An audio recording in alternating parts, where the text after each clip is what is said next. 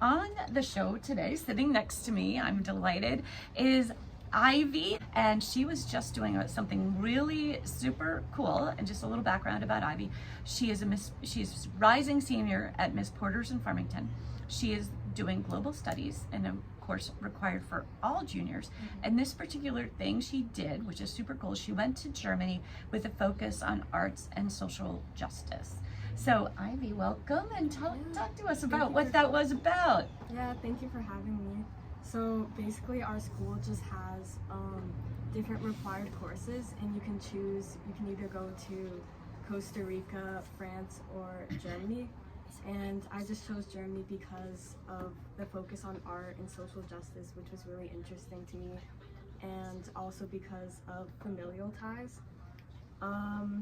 And the trip was really interesting, and I feel like it was a really good connection to art, because Berlin, there was like graffiti everywhere, and even just in the way people express themselves through what they wear, self-expression was just like a really big part of the city. It was so vibrant and really cool. Okay, Germany itself has just so much history, of course, so much happening all the time, and there's so many very smart, very creative people. I do believe, is it your dad is German? Yeah, my dad's from Germany. Yeah, so you're like first generation. Yeah, there you go. Yeah. Which is really cool. And so when you were there, you were focusing on some of the memorials specifically. What was it that you really wanted to make, really focus on? Yeah, we went to a lot of the memorials. To name a few, we went to the book burning memorial, the memorial to persecuted homosexuals, and the murdered Jews memorial. And I feel like I kind of took away, all were really impactful, and I kind of took away different things from each memorial. The book burning memorial, I feel like I kind of had an insight about location, just because, and structure, because this memorial is located in the center of Berlin, and it's where the Nazis had book burnings, and over 25,000 books were burned. And basically the memorial is underground, and there's just like a window in the cobblestone ground where you can see underneath a room with like empty shelves like lining the walls to represent all of the knowledge that was lost, and you could really feel the weight of the knowledge that was lost. So Ivy, again, anybody tuning in, this is Trevor Crow, Trevor and Friends. I am with Ivy Hannich. She just got back from Berlin. She and her class were taking a look at memorials to, amongst other things, book burnings. But why is it so important that we need to remember these things? And I have strong feelings about it, but what was your takeaway from that, Ivy? I feel like there was this one quote that we saw in one of the museums under Memorial, but I believe it was by Primo Levi. It happened, therefore it can happen again. And I feel like it's really important to really not only learn about history, but to feel the weight of history, and to understand that just because it happened, it means that it can happen again. So it's crucial to learn about this and visit these places, because I feel like also actually being there and being where the history happened adds another layer to the impact it has. So part of this too is, and we're going to start drawing some parallels happening today in the United States, as many books are being taken out of libraries for various reasons. But it's hard to believe. It's hard to believe that 25,000 books were burnt in 37 or 30. I don't remember the year. I don't recall. But it was a precursor as the Nazis moved in, and one of the steps they took was to start burning up, as you said, important bits and pieces of knowledge. And then the idea is, if we don't remember this, it will happen all over again. And I feel like, again, back to sort of parallels today. How do you feel about this? Did you feel that when you were there? You're sort of watching this, and this happened so long ago, and it could be happening, or it is happening to a degree right now. Yeah, exactly, because I feel like, it's just really important to keep in mind as, for example, DEI education is being cut back on for the funding. And it's just really important to recognize these parallels, especially when you think of the extremes that the Nazis were able to go to, just to start recognizing those patterns and that they are like really significant and important. Absolutely. So again, huge issue. I know this could go in different directions, but the amount of murdered Jews, we know about 6 million Jews died during the Holocaust, and you were able to see what memorials were you looking at in that perspective about the Jews being murdered? Yeah, we visited the memorial to the murdered Jews. It was really interesting, and also I think left a big emotional impact on everyone in our group. It had different layers. So first, I think the more famous, like rectangular prism columns, I feel like were really impactful in making the person experiencing it feel a certain way, like the sense of impending doom as you walk like further in, and the ground's uneven and the columns are rising. And then underneath there was a museum which kind of had the historical chronological context of the Holocaust, along with personal stories of people who experienced the Holocaust, and the personal stories I think were incredibly impactful for a group.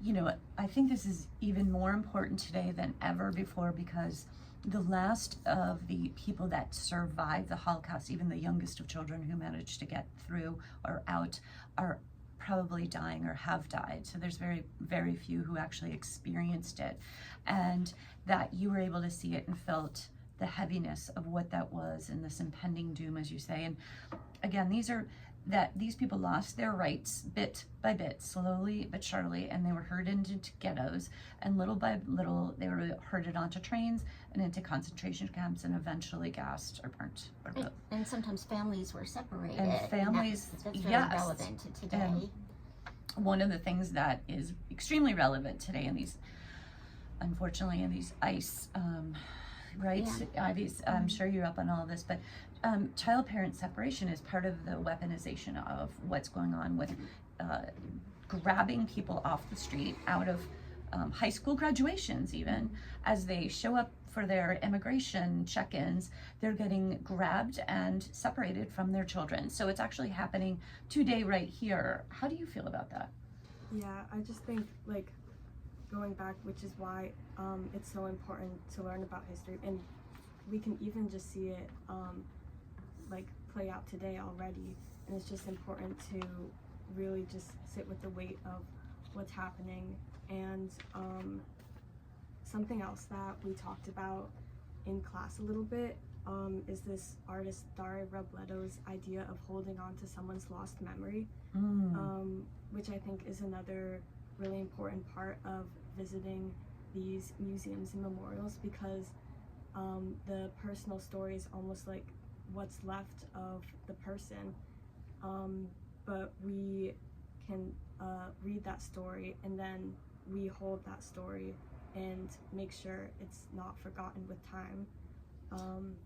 So holding on to their lost memory. There was one story, Ivy, that you told me about that a friend had read. One of the personal stories that you all were most impacted by. Do you want to relay that one? Yeah, so someone in our group shared this when we were discussing it, but a mother had lied about her son's age, so we wouldn't have to do the torturous labor in concentration camps. But even though it meant that he would be sent away and separated from her, she decided to lie about his age. But then she realized later that she had sent him to his death by lying, because he wasn't able to work. It's so inhuman. Yeah. Inhuman, like, it's just mind-boggling.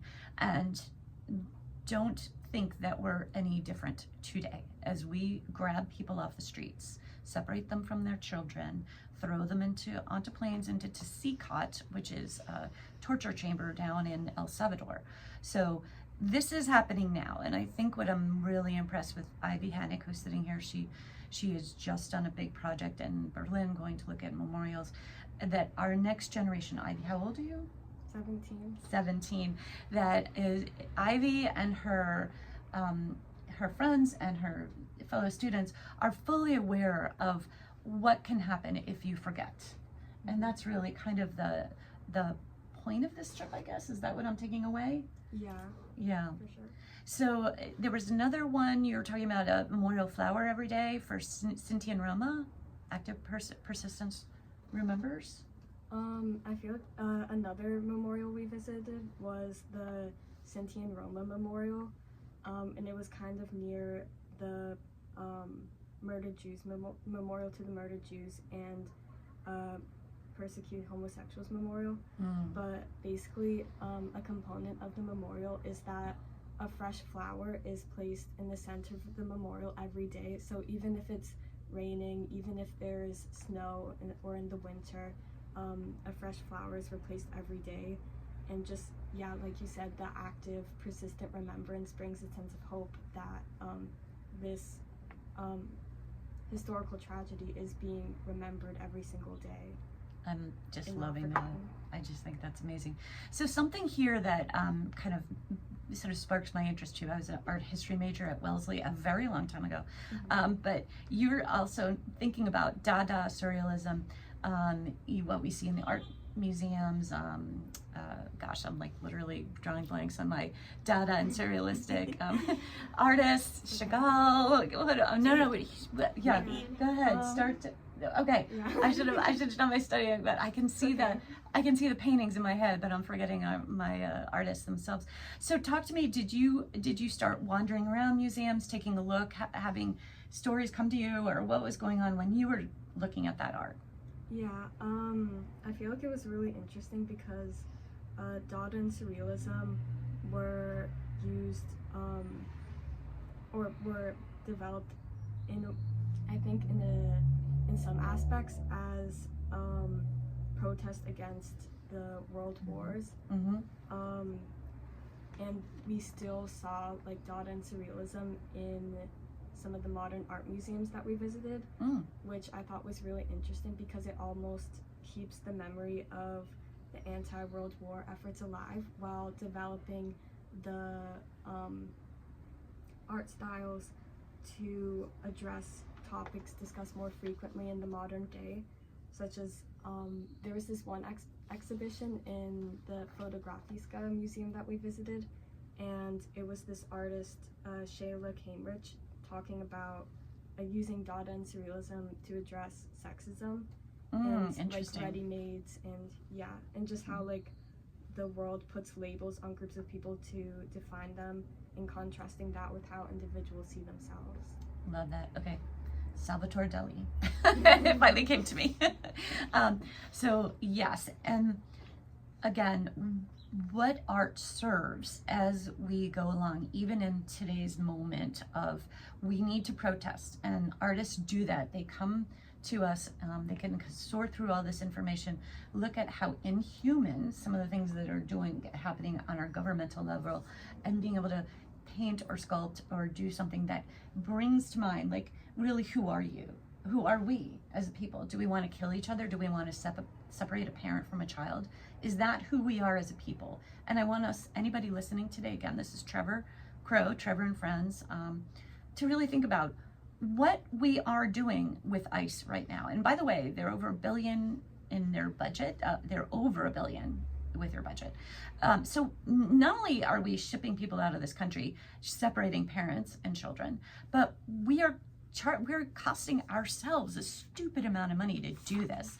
So I just kind of want to circle back to Ivy because she's done something that's really important, and I think all of us need to do this, which is be aware that our artists are serving a very important purpose, which is reminding us when we go way off the rails, which was the Holocaust. We killed 6 million people. Well, 6 million Jews, never mind the homosexuals or Roma people, disabled people. It goes on and on. So we can't forget. That's truly the ultimate message. But So talk to me about the Berlin Wall. I haven't actually been there myself. How did you feel when you took a look at that? Yeah, it was really interesting. I feel like you could really see the connection between art and social justice, which was the topic we were looking at for our course. Just because some of the graffiti from the time that was used to protest for the unification of Germany when it was divided, I think was still on the wall. And it was also really interesting to hear some of the escape stories, since my grandpa actually escaped from East to West Berlin, and my grandma like paid for him to be smuggled in the trunk of a car from East to West. So this is truly a personal story for you and your family. Yeah. And had your father been caught, he might have been killed, right? Or Yeah, certainly at the very least jailed and possibly tortured. So what we forget, Berlin Wall coming down, that East Germany, these were people who were imprisoned behind a wall. They didn't have any movement back and forth. I mean, right, the North Koreans and South Koreans can't move, right? You'll get arrested. And so it's an incredible story, and something that, again, we tend to kind of gloss over and forget, and like, oh yeah, Germany's reunited or united now, and it's all normal. But it wasn't. Not very long ago. It was 89 that the wall, I can't remember. I think it was 1989. Yeah. What years did Uli's dad come? Oh, I should know this. Do you remember, Ivy? It was, What year did he escape? what year did he come through Checkpoint Charlie in the trunk of a car? I know that he was a college student at the time. I'm not completely sure of his age right now, but... Well, was it the early 1960s or the late 1950s? I'm trying to remember the year. It might have been around 1961. I'm taking a stab at it. Wow. Yeah. So, I mean, again, the price of freedom, right? Yeah. And what it means to escape it to a democracy where you have the opportunity to protest, to use your voice, to gather, to march. That's what we have here. And that right now is right on the edge. That's the biggest message today. And I believe No King's March, with 5 million peaceful protesters, are basically telling the administration right now, that had a very, let's call it flaccid military parade, right? That was rather, this is not what we want. We want our democracy. So kind of circling back to Ivy's trip, and kind of sort of the biggest takeaways for you and your fellow students. Are you planning on doing anything here in the States, or supporting artists, or going on trips to look at more social justice art? What are you thinking? Yeah, I feel like I definitely want to just continue reading and learning more about what we learned in the course. Like, I'm reading this book right now on fascism and fascists and how that happens, and just learning more about, and also like the art aspect would be interesting to learn more about, and how graffiti became so prevalent in Berlin was just also another thing I kind of wanted to look more at, especially since there's so much graffiti in Berlin. I was just wondering. This is really interesting. So sort of one of the takeaways, and I'm looking at some of the notes that you guys have given me, but the labeling of people, I think that's a really important aspect of this kind of types of people, and making them versus us is one of the most important kind of aspects in this big piece, where whether it's, you want to describe it as DEI or LGBTQ plus, or any situation, or illegal immigrants, when we label somebody them versus us, it starts the dehumanization process. And we've actually heard our president call people who are here illegally vermin. Keep in mind that his wife, Melania, was here as an illegal alien for, I think, a bunch of years. I don't think she got naturalized until the early 2000s. So again, I just want to point out, this is dehumanizing. It's so wrong, right? And maybe that's kind of what you guys are focusing on, to like look at how you stay away from that. What are you thinking of? Yeah, for sure. I think this was like an incredibly important topic to look at, especially since, like you said, we're seeing to an extent like returns of some of the patterns that were happening in the Nazi regime. Like you said, people in power like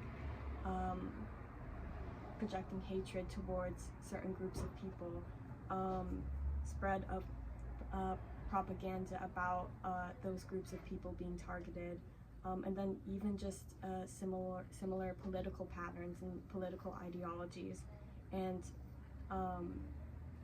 so I think this trip was especially important to learn about how this happens and to look out for the warning signs, because like you said, the rest just got like slowly taken away until they were in this deep tragic situation. Yeah, I remember learning about this. I think one of the earliest memories of reading a book was Anne Frank that really seared into my memory. I mean, I remember whatever Phantom of the Tollbooth, other stuff, but Anne Frank really, just really hit me. And that part of me was like, how do people get to that point? I can't understand. I can't understand how a democracy, so Hitler was voted in as a Democrat, and then how did that situation devolve to where it would be? And boy, oh boy, that would never happen here in the United States of America.